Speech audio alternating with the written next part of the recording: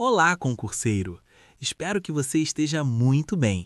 Para melhor compreensão do conteúdo, iremos dividir o tema em 3 blocos. No bloco 1, nós vamos conversar sobre a função jurisdicional, o que é jurisdição e como ela se conecta com a ação no processo civil. Imagine a seguinte situação do dia a dia. 2 pessoas discutem por causa de um contrato. Ninguém cede e o conflito só aumenta. Se cada um resolvesse isso por conta própria, o resultado seria insegurança e injustiça. É exatamente aí que entra a função jurisdicional. A jurisdição é a função do Estado de resolver conflitos aplicando direito ao caso concreto, de forma imparcial e definitiva. Quem exerce essa função é o Poder Judiciário. A jurisdição tem algumas características que sempre aparecem em prova e que fazem muito sentido quando pensamos com calma. Ela é una, porque a jurisdição é uma só, ainda que existam vários juízes e tribunais. Ela é indelegável, já que o juiz não pode passar sua função para outra pessoa. Ela também é inerte. Isso é importante. O juiz não sai procurando conflitos para resolver. Ele precisa ser provocado. E, por fim, ela é substitutiva, porque o Estado substitui a vontade das partes e impõe uma decisão. E como o juiz é provocado? É aqui que entra a ação. A ação é o direito de provocar o judiciário para que ele exerça a jurisdição. Não confunda isso com o direito de ganhar a causa. A ação é o direito de obter uma resposta do Estado juiz. Pense em um consumidor que comprou um eletrodoméstico defeituoso e a loja se recusa a resolver. Quando ele ajuiza uma ação, ele não está garantindo que vai vencer, mas está exigindo que o judiciário analise o caso.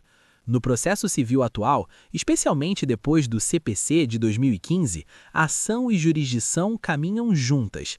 Sem ação, não há jurisdição em movimento. Guarde bem essa lógica, porque ela será essencial para entender os princípios que vamos conversar a seguir. Dando sequência ao raciocínio, no bloco 2, nós vamos falar dos princípios do processo civil, que funcionam como a base de todo o sistema. Os princípios do processo civil estão na Constituição Federal e no Código de Processo Civil e orientam tudo o que acontece dentro do processo. Um dos mais importantes é o acesso à justiça. A Constituição garante que nenhuma lesão ou ameaça a direito ficará sem apreciação do judiciário. Em termos simples, isso significa que o cidadão não pode ficar sem resposta quando tem um direito violado. Outro princípio essencial é o devido processo legal. Ninguém pode perder um direito sem que exista um processo justo, com regras claras e respeito às garantias das partes. Pare e pense.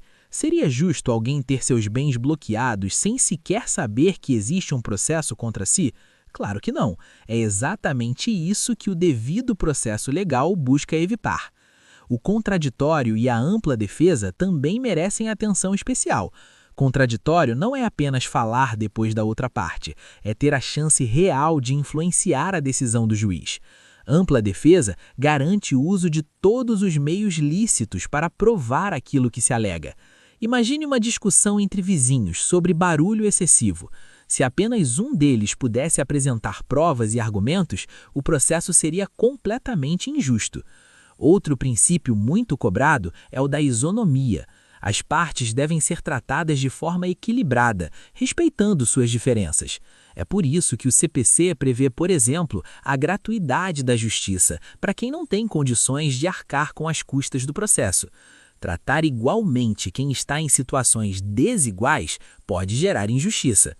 Esses princípios não ficam apenas no plano teórico, eles orientam a aplicação prática das normas processuais, especialmente aquelas que aparecem nos primeiros artigos do CPC, assunto do próximo bloco. Chegando ao bloco 3, vamos conversar sobre as normas fundamentais do processo civil, previstas principalmente nos artigos 1º ao 15 do Código de Processo Civil, sempre em sintonia com a Constituição Federal.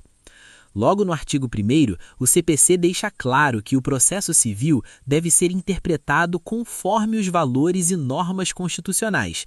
Isso significa que não existe processo civil isolado da Constituição. O juiz, ao aplicar a lei, precisa sempre pensar nos direitos fundamentais envolvidos. Um destaque muito importante é o princípio da cooperação. O CPC exige que todos os sujeitos do processo cooperem para se obter uma decisão justa e efetiva em tempo razoável. Isso muda bastante a lógica do processo. O juiz deixa de ser apenas um espectador e passa a atuar de forma mais ativa, sempre respeitando a imparcialidade. Outro ponto essencial é a boa-fé processual. As partes não podem usar o processo como um instrumento de vingança ou atraso. Pense em alguém que apresenta recursos apenas para ganhar tempo, mesmo sabendo que não tem razão. Esse tipo de comportamento vai contra o modelo processual atual. O Código também valoriza a primazia do julgamento de mérito. Sempre que possível, o juiz deve evitar extinguir o processo por questões formais e buscar resolver o conflito de forma definitiva. Isso torna o processo mais útil e mais próximo da realidade das pessoas. No conjunto, essas normas fundamentais mostram que o processo civil não é um jogo de armadilhas, mas um instrumento para a solução justa dos conflitos. Entender isso faz toda a diferença na prova e na prática. Aqui terminamos mais um bloco. Até o próximo! Se gostou, inscreva-se, curta o vídeo e ative o sininho.